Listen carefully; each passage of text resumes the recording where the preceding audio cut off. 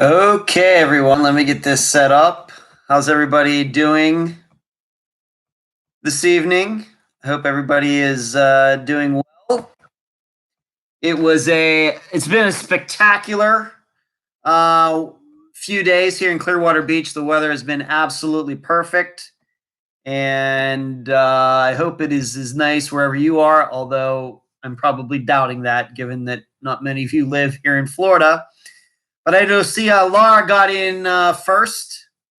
And then Concha and Christine and Tanya, Susan, Jasmine, Kathy, Tamara, Delane, Laura Ann, and Cherie. Hope everybody's doing well. I'm looking at my hair in this thing, and I don't know why this side wants to always do this type of thing, and then this side lies down straight. I don't know. I have no idea. But everything's good here. We got a great interview for you this Friday from a disappearance, another very old disappearance case, this time from the 1960s. Of course, I will be talking about that later in the program. As you know, by this time, we always do that last on these live shows. And I should also mention, I did get a few questions before the program started tonight, but if you have some questions that you'd like me to answer, could be in the genre of true crime or missing persons cases, or it could be something outside of that. Just depends on the question, I suppose. I will try to get to those as well. I think we will have some room for that tonight. Paula, hello. Yes, and thank you for pointing that out, Sheree. As you're watching tonight, and if I know some of you watch on your computers, your tablets, your phones, if you let's just talk about Patreon for a few moments. You know, I talk about it often, but I'm going to do it again.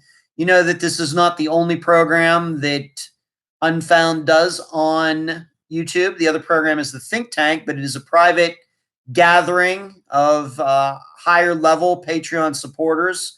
We get together on Sunday nights to discuss the episode from the previous Friday. We get into the nooks and crannies, really doing some deep diving on the disappearance that I don't really get into at all during the actual episodes. We talk way more about theories and things, something, of course, that we never do on the episodes because I want the listeners to think for themselves. But if that sounds like something that would be interesting to you, go to patreon.com/unfound podcast. And not only will you be able to join us on Wednesday nights at 9 p.m. Eastern, but you'll be able to join us on Sunday evenings at 7 p.m. Eastern. And sometimes we have to move that to Monday for a variety of reasons, but usually Sundays at 7 p.m. Eastern. And Unfound is the only place where your opinions matter. Meaning, when we do the think tank and people express their views, their theories, their insights into a disappearance, those ideas go directly to the guest for that episode. And in fact, last week's case, Mary Jane Van Gilder's, I emailed Adam, I don't know, Monday or Tuesday, yesterday or the day before, and I told him about the think tank and some of the ideas and that were mentioned in the think tank, and hopefully maybe those will help him out in some way. But this is the only program where your opinions, your thoughts, ideas, if you are in the think tank on Sunday nights, go directly to the guests, that the guests can use your beliefs and ideas as a way to try to solve their disappearance case. Antonia signed up. I saw that, Antonia. Thank you very much. Paul, I think the think tank is great. It really helps you look at these cases in a different light. And Kathy says, good for you, Antonia. Yes, I did see that, Antonia. And Layla, good to see you tonight. So that being said, regarding Patreon, you should know there are lower levels. If you'd just like to get it at $2 or $5 at Patreon, you can do that too. And you will have automatic access to about 130 articles, blogs that I've written regarding disappearance cases that started in August 2017. So not everybody has to sign up at the $12 a month level and above. I don't want you to think that that is imperative. Some people can't afford that. But if you'd like to still see some of the things that go on at Patreon, you can get it at $2 and $5. And you'll have a lot of reading to do, and you'll get to respond to the things that I write on Patreon at the private blog there. So let's move on. This past weekend, I was in Orlando for a disc golf tournament, and I just have to tell you this story because I want to. I had gotten over there on Friday, and I went over and played both courses that I would be playing for the tournament. And I had reserved an apartment through Expedia.com. I know this sounds kind of weird, and I should have known that it was a little weird. Should have known. I've gone out of town for getting rooms and Airbnb and everything to now get a feeling about these things. And so I went to the apartment complex, and I went into the management office, and there was a woman there, and I said, I'm here, I reserved this room. And she says, well, we don't reserve rooms, or, we don't do that. And so I pulled out my phone and I showed her. And she looked at it and she goes, let's see if we can figure out what apartment this is, where you got this from. Well, it turned out that the person who lives in that apartment was subletting it, which is something you're not allowed to do. Living that as not in that apartment complex, in most apartment complexes, you can't rent an apartment and then rent it out again to somebody else. Well, that's what this person was doing. This younger guy was doing. He was trying to make money off this apartment that he had, but he wasn't living there. And, well, let's just say that he's going to get in some trouble for that. I wasn't in any trouble. I was acting in good faith. I didn't know that I had reserved a place that wasn't allowed to be rented out. And the woman was very understanding with me. She knows that I wasn't trying to do anything, illegal or anything like that. And in fact, being that I even approached her, she knew that I didn't know the exact policy and everything. Well, what it meant was I didn't have a place to stay suddenly over there, but I did end up finding a place. I ended up staying at a Days Inn on International Drive, not the nicest place in the world, but that's okay. And so everything in the end ended up working out fine for me. I didn't have to spend too much more money than I would have had to at the other place. But I think that guy got in a lot of trouble, and I did feel bad about it. And I did tell the woman, I hope you don't come down too hard on him. She said he was going to get a letter from their lawyer and everything else. I told her that, go easy on this guy and everything, but I think he was going to get in some trouble. So that was my story from Friday, but it all worked out in the end, at least for me. As far as Saturday and Sunday as my playing goes, I played very well the first round. Very, very well. Very pleased. And then the next two rounds, I stunk. Just couldn't get it together. Just could not get it together. And it was a little bit embarrassing. I was in second place after the first round. And I think in the end, I finished somewhere mid-pack out of 45 guys. It was really bad. Did not play as well as I did down in North Fort Myers 2 weeks ago. The first round, yes, very well, but I just lost it after that for some reason, and it was embarrassing. But we're going to give it another shot this weekend right here in Pinellas County, and then I will be off from playing in any disc golf tournaments for a month, which will be nice. I love playing, but I do realize that, then I don't get a lot of work done on the weekends, but there you go. Kathy says you can't sublet a place you rent. Right, Kathy. Well, this guy found out the hard way. So that was my time in Orlando. Still trying to get better and more consistent at disc golf. It's just like ball golf. It can be an obsession, and you never quite know what you're going to get into when you get out there. Hopefully I'll play better this weekend, but I'm playing in a tougher division and everything else. So we'll see. The Mary Jane Van Gilder poll.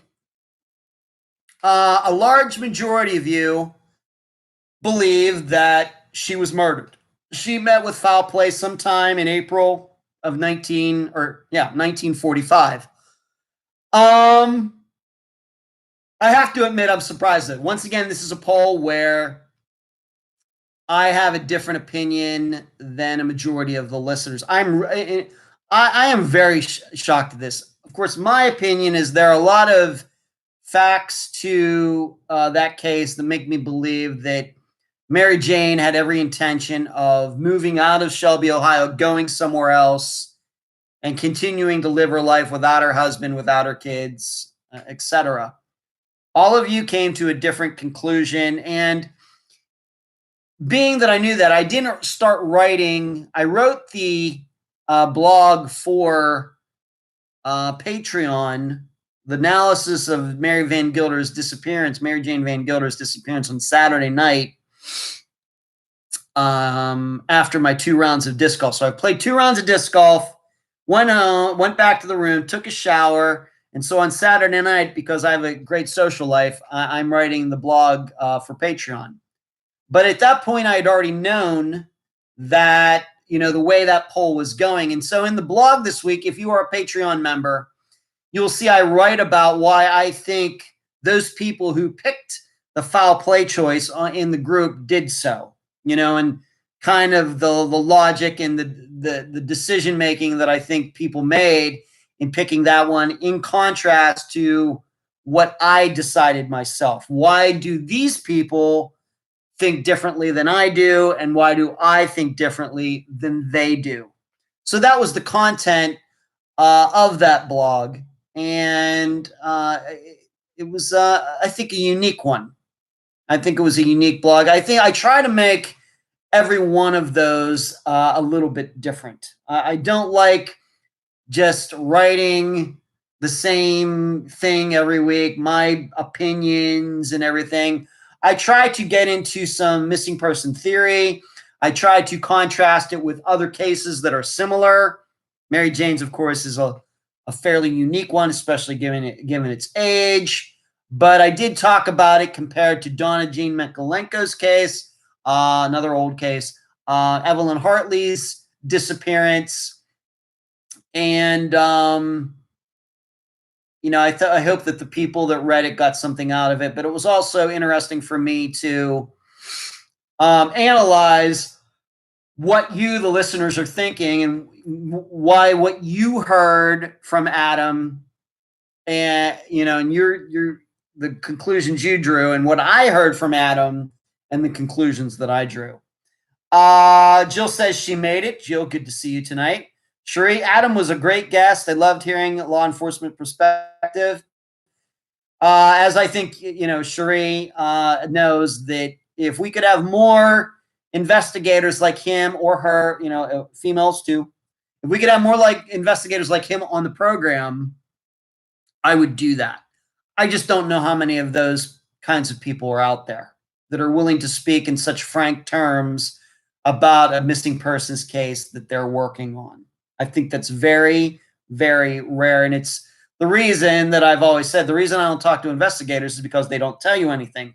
Whereas in Adam's case, I think he was willing to say everything. And in fact, I think he did. In fact, I think that I saw him write in the group, maybe thought that we could have gone even longer.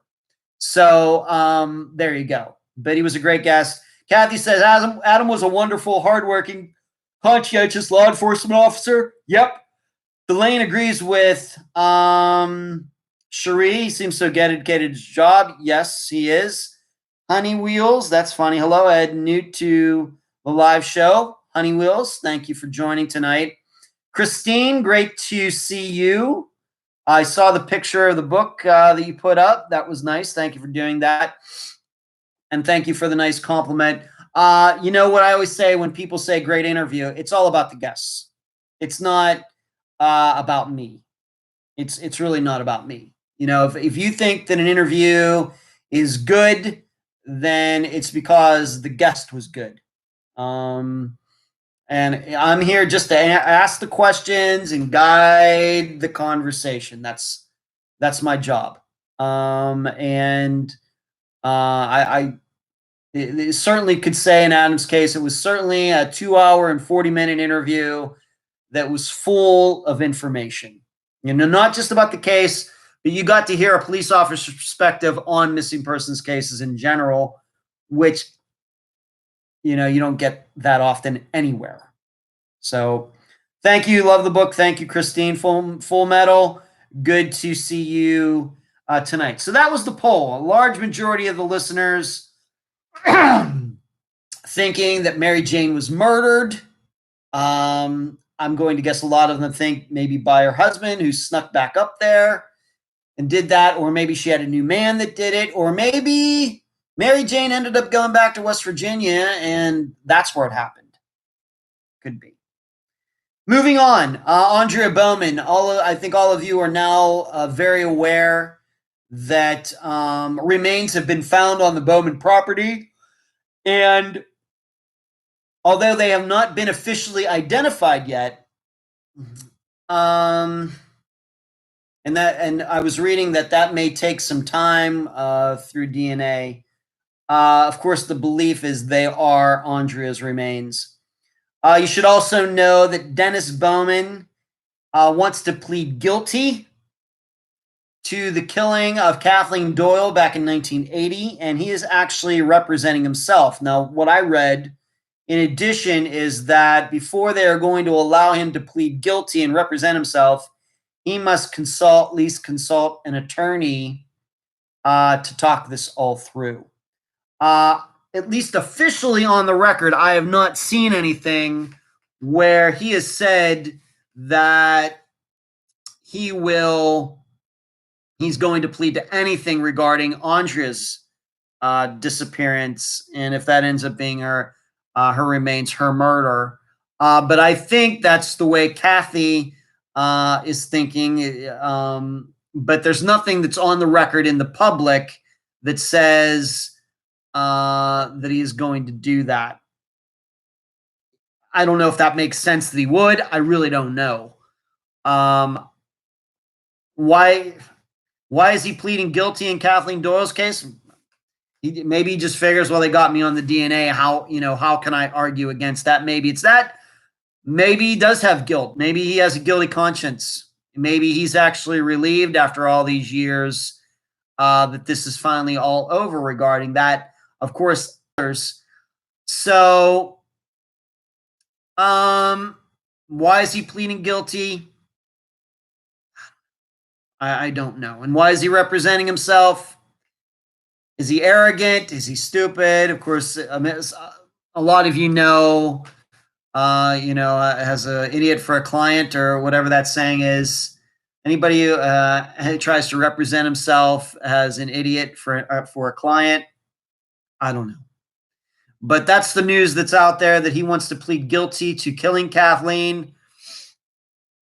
And that is certainly good news for her family. I'm hoping that in Andrea's case, that if he does whatever happens, I hope we finally do get the truth of actually what happened that day. You know, what exactly was going on. As you know, Kathy believes that. Kathy Tricanian, myself we believe he's a serial killer, and we believe that there are probably other victims out there. So, maybe he's pleading guilty to keep the proverbial dogs away regarding these other cases. I really don't know. Maybe somebody will convince him otherwise, to say, hey, buddy, I just don't know. Now, there's another part of this, though, that I want to talk about, and that is, being now that it's been like a week and all this information has been out there, I'm wondering if, from law enforcement perspective, that this is what they were waiting for all along. Uh, of course, we know for all these decades, they were not able to get onto the Bowman property. There wasn't enough evidence to get a warrant to go onto the property and look around to see if he had buried Aundria there. And then as he's charged with Kathleen Doyle's murder, they're all over that area, that the compound in Michigan.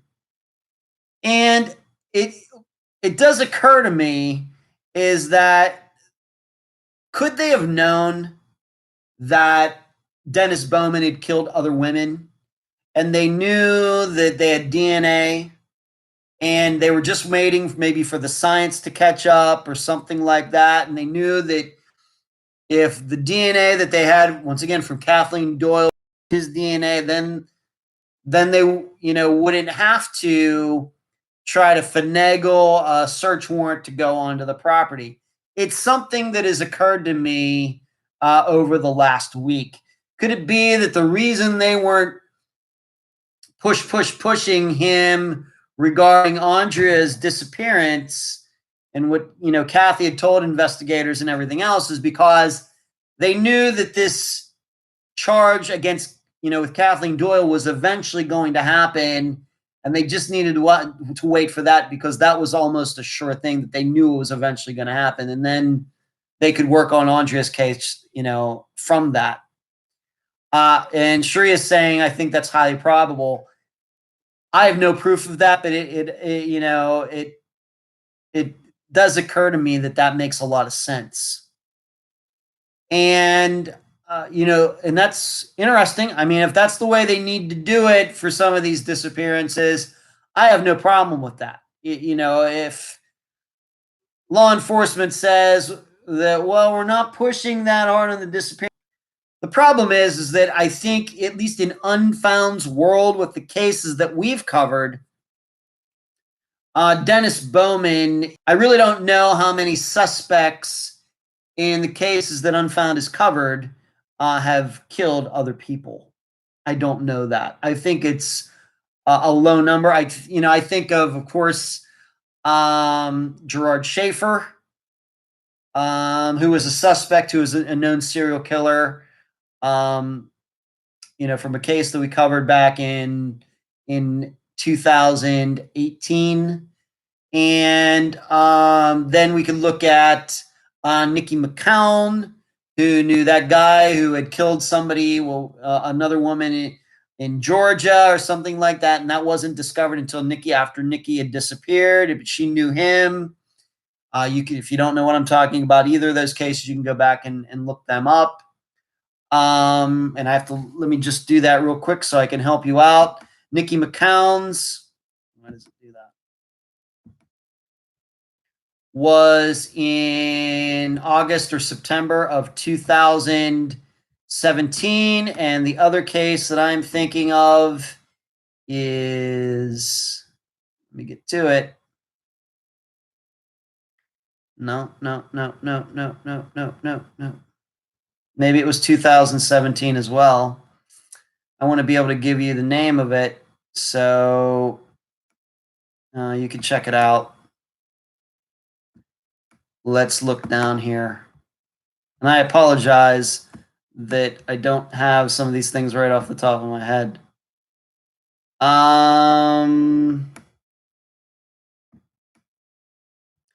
Gerard Schaefer, Debbie Lowe, right? Debbie Lowe is the other case that you want to check out, where I believe suspects in those cases are killed multiple people. But that's, I think, fairly rare in Unfound's world. So I don't know what they did with Dennis Bowman can be applied to too many other cases, but if it works, it works. Hello, Suzanne. Good to see you tonight. So that's all the information that I have regarding Aundria Bowman at this time. It sounds to me like Dennis Bowman is going to be going to jail for a long time. I don't think he's going to get the death penalty. He may, but at his age and everything, he may die before he ever gets, a needle in him or anything like that. So giving him, even 20 years probably would be a death sentence. So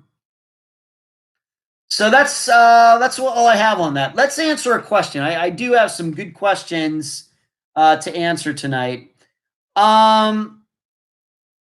Antonia, who's in here tonight, she asked me, who is the camel? Why do I bring that up on Wednesdays? Well, that was not started by me. That was started by a listener. Her name is Dee, and she used to post pictures on Wednesdays to remind everybody that there was a live show tonight. And the reason it's a camel is because Wednesdays are hump days. And we were also thinking of the the Geico commercial with the camel, and he's going through, hey, guess what day it is? Guess what day it is? And they say happier than a camel on Wednesday. And being that the live show is on Wednesdays, that's how that kind of all got started. And so now when I post the alert that the live show is going to be that night, I always feel like I have to come up with some type of camel quip to go along with it. And so today was, the camel got me up early today. And being the reason that I'm yawning, and I was up earlier today than usual for some reason. So that is where the camel, it got started with the Geico commercial and kind of grew from there, and Tanya. So there you go. Let me answer another question. Where is it? Let me see here. Somebody asked me if, we cover old, why don't we cover newer cases? And let me see if I can find the exact wording on that. Where is it? 1, 2, 3, 4, 5. Or maybe they deleted it. I don't know. Somebody asked me why we don't cover newer cases. Now we do cover newer cases on Unfound. We do. And we've covered, in fact, I'm working on a couple interviews right now that are disappearances from 2018. But the stipulation that I have regarding any case that we cover is that it has to be a year old. So, for example, today is February 12th, 2020. Any case that disappearance that happened before that time, a year before that, so February 12th, 2019, is eligible to be covered on Unfound. Anything newer than that is going to have to wait its term. So tomorrow, February 13th, 14th, 15th, 16th, 17th, 18th. There are several reasons for that. First of all, we do take great pride in covering a lot of older cases that most other programs will not cover. They just won't do it. Why?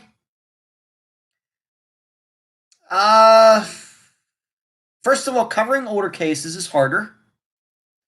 Covering older cases, it's can be hard to find people to talk to, especially if you get really, really old, 70s and 60s. And you start going back to that time, and not only are the cases old, but they're not known at all. And so for marketing purposes, of course, we don't, as far as covering cases, we don't think in marketing terms on Unfound. I believe that a lot of other podcasts do, but we don't think of it that way. If somebody wants to come on the program, We'll have them on the program. But we take great pride in covering those older cases that nobody has heard about. And they've kind of been forgotten, except for that family who's still living with the disappearance all these years later. We love doing that. All right. I think all of these cases are the same. They deserve to be treated all of the same way.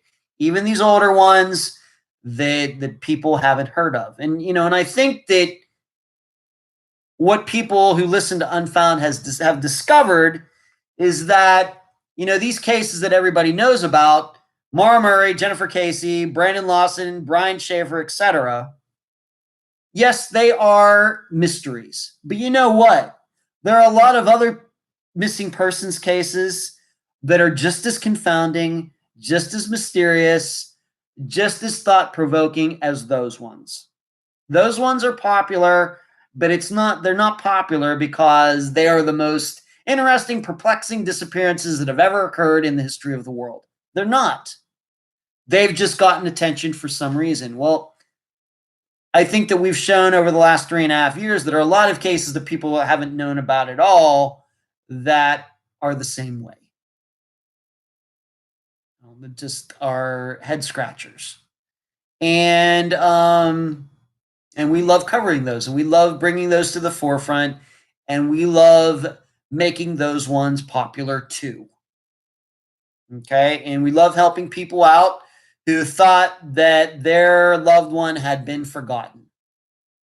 All right, and the good thing about coming on Unfound is as soon as I post that to the internet, it's going to be there forever.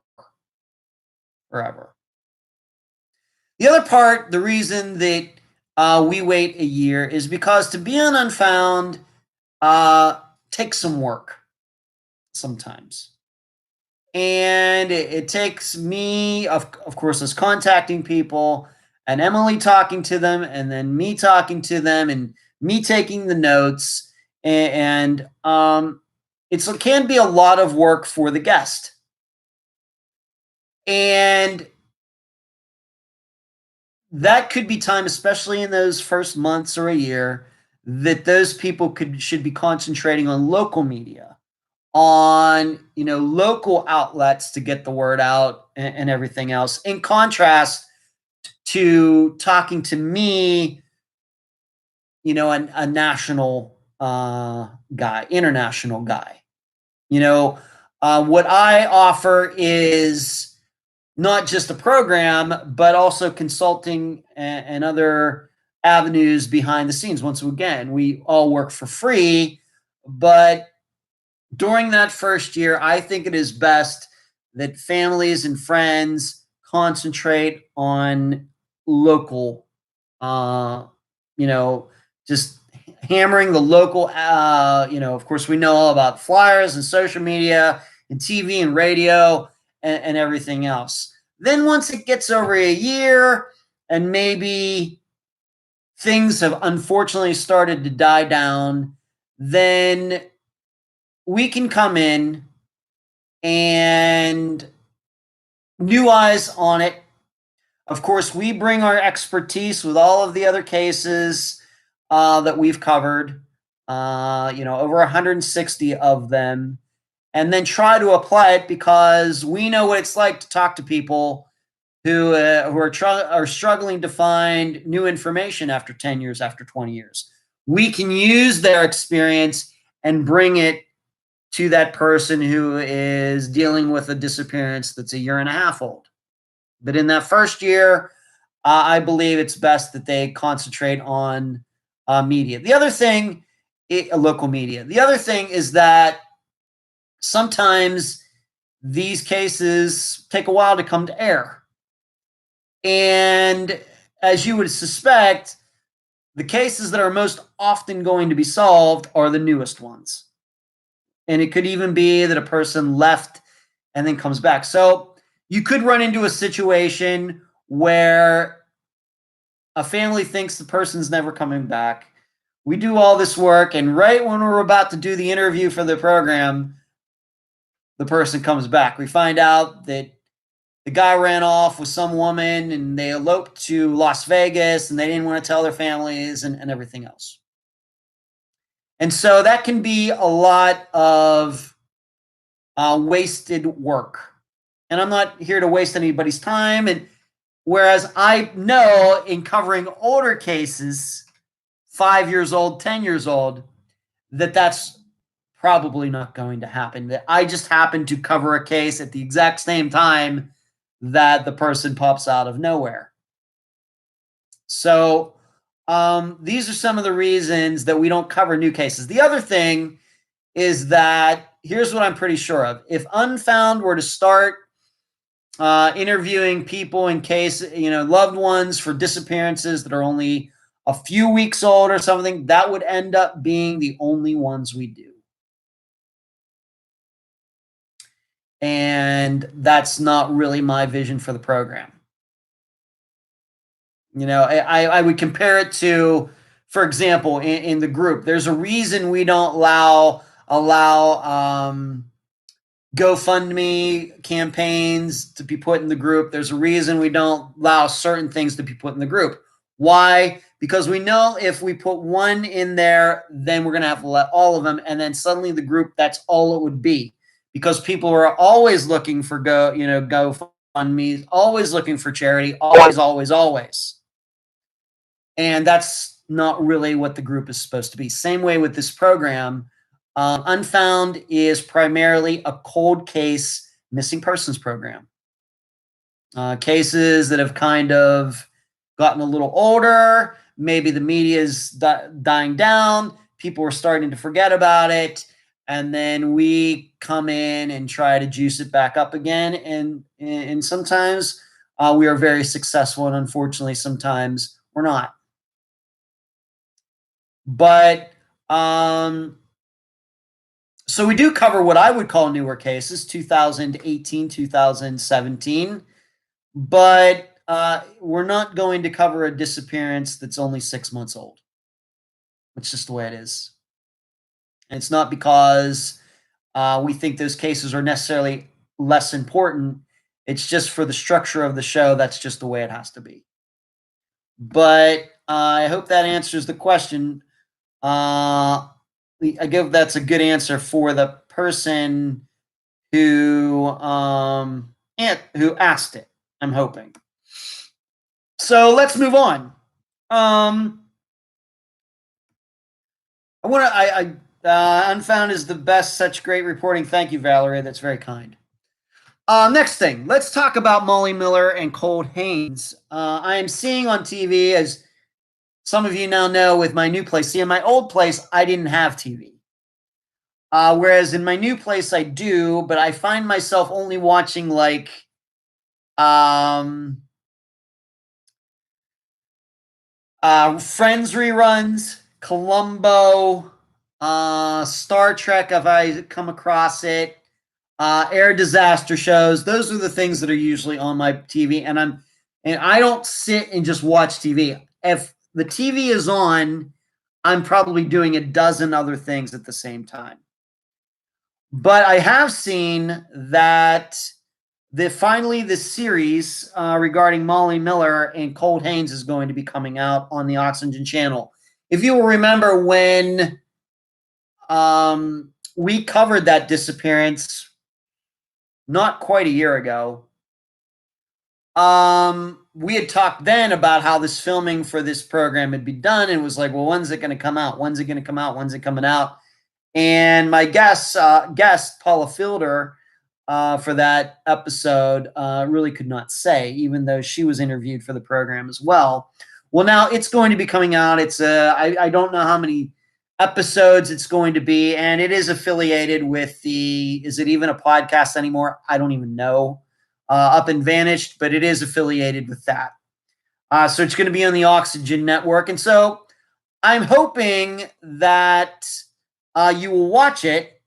I don't know if I will be able to watch it, but I'm hoping that you will watch it so you will be able to give me some feedback on what you think and how the case is covered and over a series of multiple episodes, in contrast to the way Unfound, of course, does everything, where we cover everything in one episode. And I will want your unbiased opinion on who did it better. Did this TV show cover the disappearance better, or did we cover the disappearance of Molly Miller and Colt Haynes better? And if maybe that disappearance is not ringing a bell to you, if you have not listened to that episode yet, once again, I think it was about a year ago that we covered that. And that was a case where Molly and Colt, unfortunately, I forget the other guy's name right at this second, they were in a car, they were getting chased by police. Police lost, they got away. And the guy who was the driver of the car ditched the car and ended up making it back to his house, but Colt and Molly disappeared. And that was a case I'm thinking it's going to be about 7 years old this year. So be looking for that. The other reason you might want to watch it is because a guy who pops up on this show once in a while, Phil Klein, was interviewed, and I've seen him actually in the previews for this TV show. And if the name is familiar to you, it's because we've talked about him a lot during the Tom Brown investigation that's still ongoing, although it's certainly a lot quieter now. But Phil Klein worked on Molly Miller and Colt Haynes' disappearance at one time. When? I don't know. How long? I don't know. Paula and I did talk about him in the preliminary conversations that I had with her, but I do not think that his name came up during our official interview for the episode. But at one time, he did some work on that case. I don't know how in-depth it was. My perception, it was not as in-depth as he has done with Tom Brown's case, being that he's been on it since, a week or 10 days after Tom disappeared in 2016. I don't know when Phil Klein came in on the Miller-Haynes case, and I don't know how long he was there. Once again, Paul and I did talk about him in relation to that, but I'm just going to leave that off the record at this time. But if you do watch it, you will see him because he was interviewed. Is that going to move the case forward? I really don't know. I will be honest that I thought we did a great job with that episode, but still, a year later, it's still unsolved. And I'm really not sure what's going to have to happen in those disappearances to figure out exactly what happened. I think that it's fairly obvious what happened, but to this point, it seems like the guy that was driving that car pulled off the perfect crime. So far, things, as we know, can change anytime. Look at Aundria Bowman. That case was cold for 30 years, then boom. Boom, it just happened right like that. So you never know. Katie S. says, newer cases also need time to sort out the innocent from the guilty. That's a good point. If you cover new cases, perhaps you would unintentionally have guests that were involved in the disappearance. Katie, that's certainly possible. That's certainly possible. Katie brings up a good point. There are pluses and minuses to both newer cases and older cases. The advantage that newer cases have is because any witnesses or suspects are still alive. Anybody that heard or saw anything, it's very new in their mind. There are a lot of advantages. We can think, and of course, with technology, with cell phones, social media, and everything, we can use all of that information to get a good idea of the information. The bad part, though, is a lot of stuff does not come out about a disappearance until later. 2 years down the line, 5 years down the line, when somebody says something or something's discovered. And so by covering a case too early, you miss a lot of it. You miss a lot of information that's eventually going to come up that might be helpful to solve the case. Whereas with older cases, you have the perspective of time. After a while, of course, the information coming off of the assembly line slows down, and you can almost be pretty assured that the information that you have is correct, and it might be all the information that you're going to get. course, the bad part about an older case is people do forget things. We don't have the advantage of technology. Maybe, going back to the 90s, 80s, 70s with no computers, no cell phones. People die, people move on. You have trouble finding witnesses and things all over again. So old cases have their pluses and minuses, and new cases have their pluses and minuses. And that's the way I would urge all of you to think of it when it comes to the investigation of any disappearance. Then the issue is how old it is. Delane says, even Ellie often has a new set of eyes to review a cold case, looking for information overlooked or new avenues of investigation. Surely true.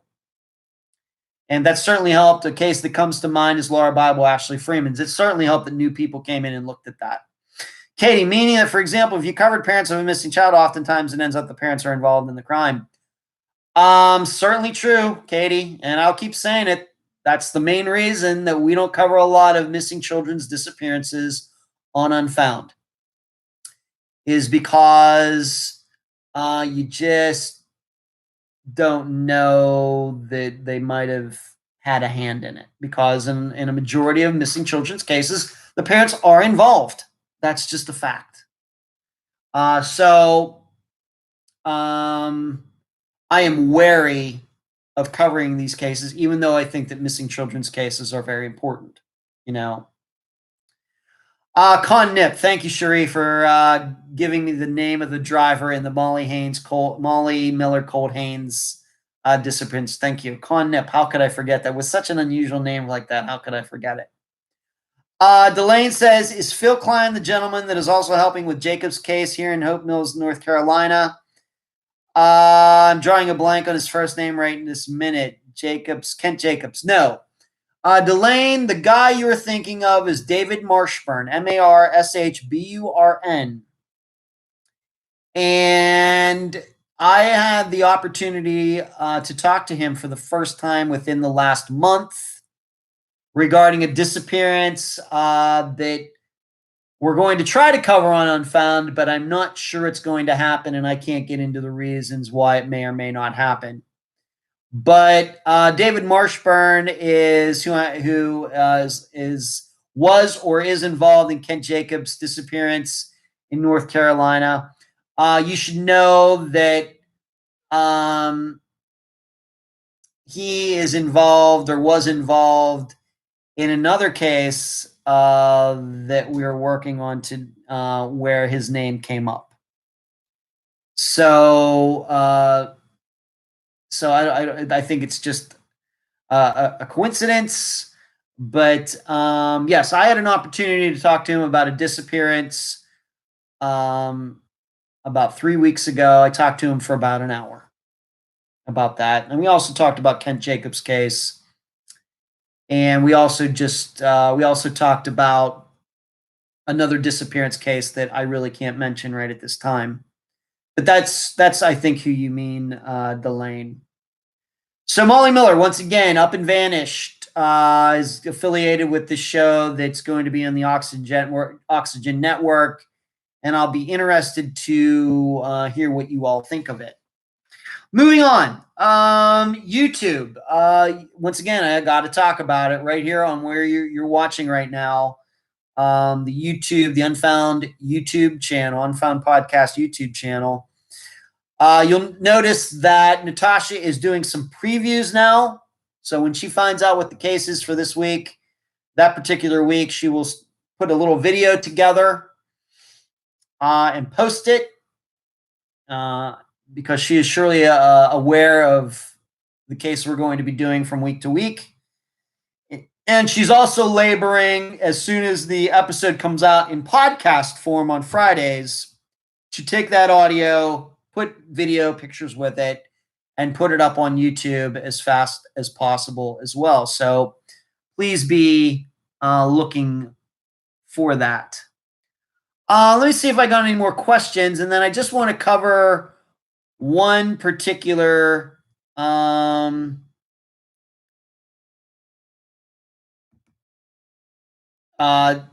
that I saw in the news that I thought was worth some commentary. Let me make sure I'm just not missing any. Oh, Paula, I know you're in here, and maybe this would be. I can answer this. What's going on with the documentary that I was interviewed for last summer? That would have been in July last year, July 2019. Still working on it, Paula. You know, the tough thing about documentaries, hello, Ellie. The tough thing about documentaries is there usually there's not a lot of money in that. Okay. Documentaries, as a former filmmaker, are usually passion projects. A filmmaker finds a topic, a person, a movement, uh, environmental issues, the death penalty. We don't have to get into politics. Maybe it's sports. Maybe it's a famous person and that they're passionate about.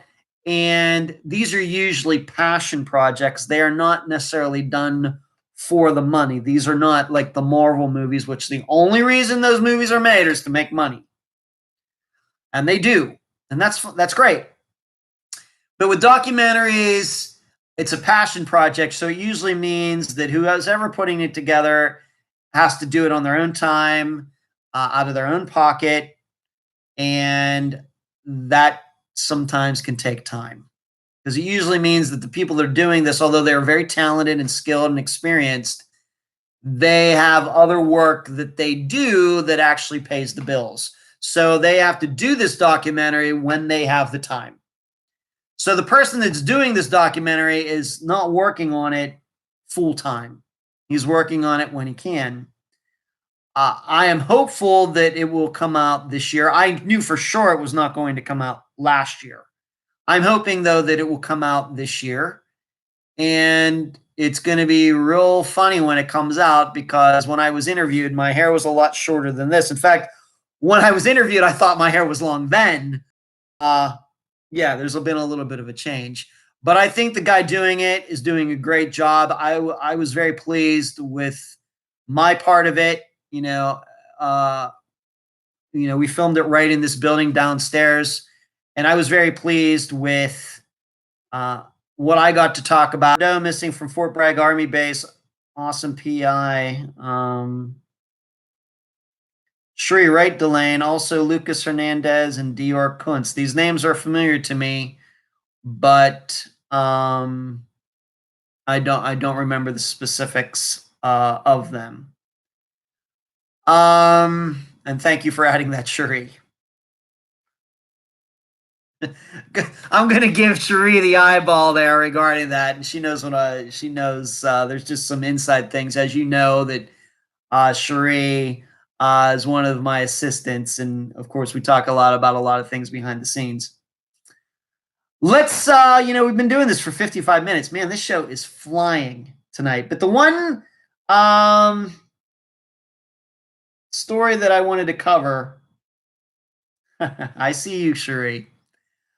Is this story about this guy that was running a sex cult from his daughter's dorm room. You'd think that this was some sort of story you'd see like in the checkout line at the grocery store, like from the Star or something.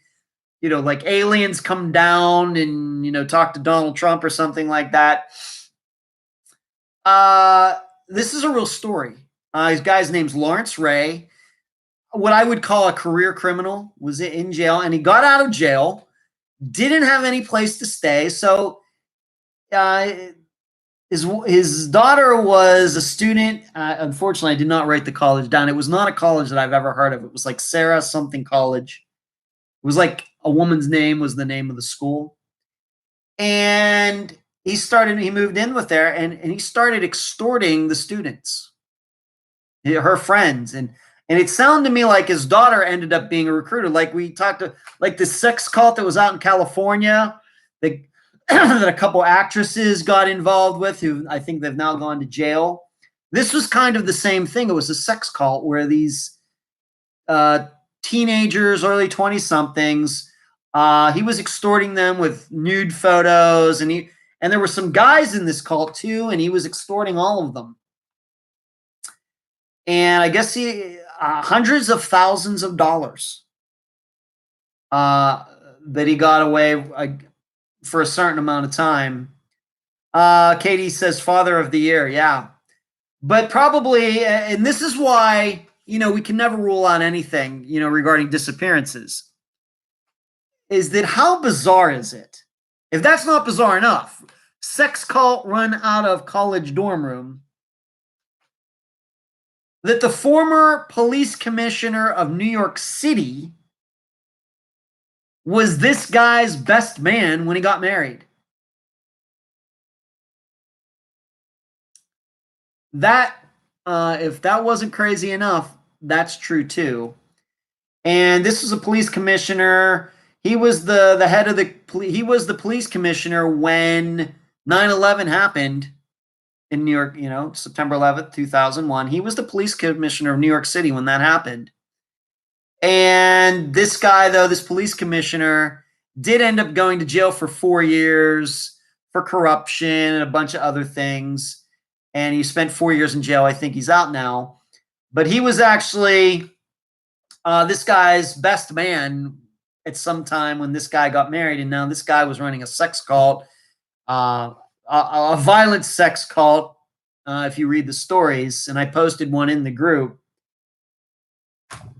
But, I have this in my notes. And when you ever see me look over this way, it's because I'm looking at my notes for the show. Being what I've read about this guy, I would not be surprised at all if he's murdered somebody and gotten away with it. Being the way that he was able to control these teenagers. I mean, who controls teenagers in their own dorm room? But this is what this guy was doing. Very manipulative, a schemer, a conniver. I would not doubt it at all that he has murdered people and gotten away with it. That's how evil this guy sounds. His name's Lawrence Ray. You just Google him. It was out today. You should be able to find a whole bunch of information on that story. Luckily, none of these young people who were involved with him died. I'm going to guess some of them are going to be mentally scarred for the rest of their life, but none of them died or anything like that. So maybe if they need to get the help, I hope they can get the help that they'll need to recover from this. So I just wanted to mention that. Let's move on to Bernard Kirk. Thank you, Katie. Yes, Carrick. Bernard Carrick. Yes. He was the police commissioner. This Friday, we are going to be covering another old disappearance, although not as old as 1945. This comes to you from 1963, and it is the disappearance of Phyllis Corbin from St. Louis, Missouri. The guest for this episode is going to be her niece, Donna Corbin. Donna's father was Phyllis's brother, and Phyllis was 16 years old when she disappeared. I think that when you listen to this episode, it's going to give you a lot of the same feeling from the Patty Taylor episode that came out at the end of 2017. And because they have a lot of similarities, even though Patricia Taylor's disappearance was from 1979. This is going back to 1973 or 63. Both were in juvenile schools. Patty Taylor was in a school for orphan children, something like that. And then she left with another girl, and that other girl did not disappear, but Patty did. I think I'm getting her name right. Always, at some point when you cover as many cases as I did, I have, Patricia Taylor. I got it right. Good. And I wrote it down here, right? And then she disappeared. And I think there's every reason to believe that Patricia Taylor could be alive today, unless, of course, she was in an accident, had, some disease that got to her. But I think if she was able to live out her natural life, I happen to believe that Patty Taylor is still out there somewhere. Well, Phyllis is kind of the same way. She was a girl that she had some behavior problems, and she was sent to this school that was run by the Catholic Church in St. Louis called the Good Shepherd, and she was sent there a couple times to try to straighten her out.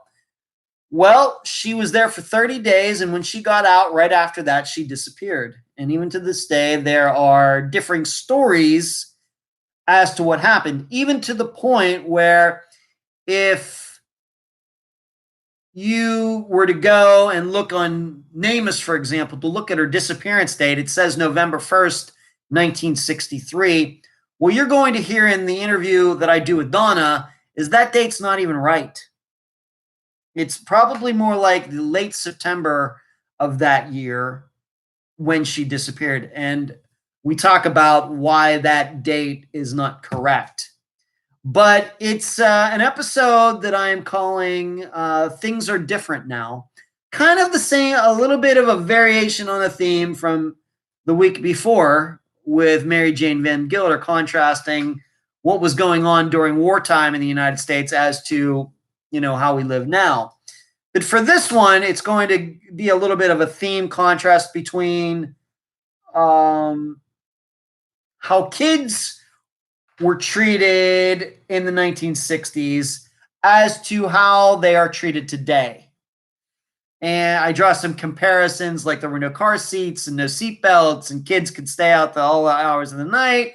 They're riding around, in the backs of pickup trucks, and it all seemed totally normal. Whereas these days, of course, none of those things happen. In fact, we've gone the opposite direction. We have helicopter parenting where parents are around their kids all the time, just at least some are.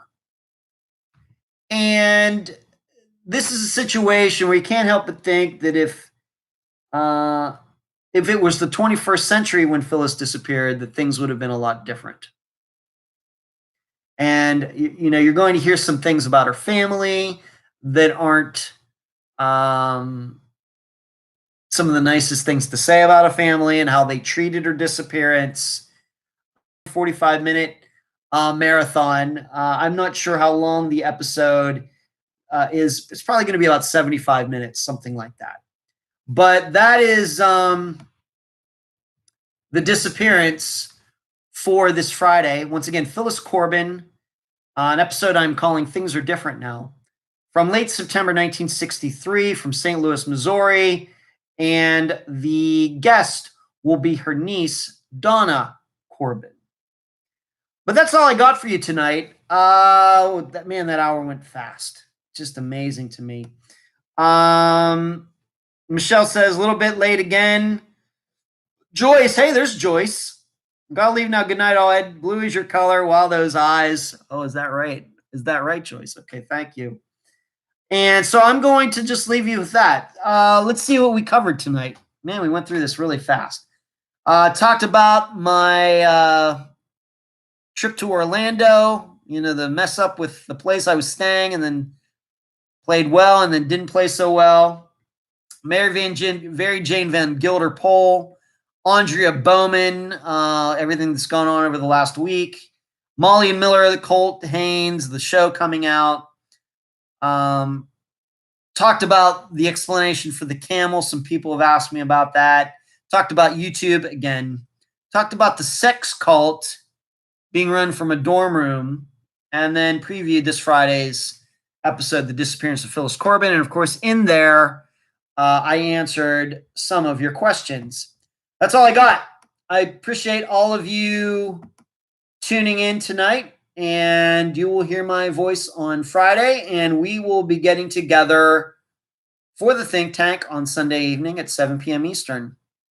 So until then, I hope everybody has a great night, a great rest of the week. And if I could remind you once again, please give this, I see the little thumbs up thing. If you could give this video a thumbs up while you're watching it or rewatching it or whatever else, please do. I'd deeply appreciate that. Good night, everyone. See ya.